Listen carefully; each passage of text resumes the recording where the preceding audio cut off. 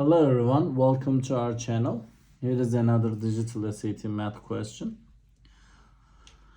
The total cost of f of x in dollars to lease a car for 36 months from a particular car dealership is given by f of x is equal to 36x plus 1000, where x is the monthly payment in dollars. What is the total cost to lease a car when monthly payment is $400? Okay, so this x represents the monthly payment for the car, right? In this function, then f of x, we are going to substitute $400 for the x. So and it'll become 36 times 400. Let me put 400 in a different color so that you can see that it's substituted for the value of x.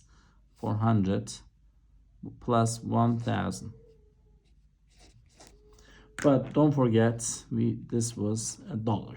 So now we're supposed to multiply 36 by 400. So let's do that multiplication over here.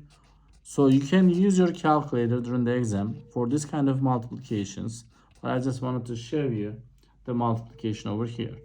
So 6 times 0 is 0, 6 times 0 is 0, 6 times 4 is 24. And 3 times 0 is 0, 3 times 0 is 0, 3 times 4 is 12. So when you add them up, you bring this 0 down, this down. 4, 2 plus 2 is 4. And you will end up with 14,400 for this multiplication. So f of x is going to be equal to 14,400 plus 1,000.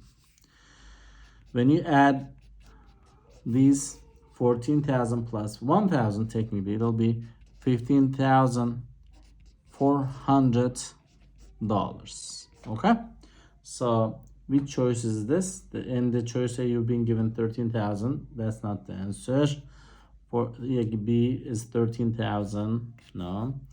And C is 15,400. This is the answer you've been looking for. And D is too much. They've been given 37,400 for it. So the right answer is choice C.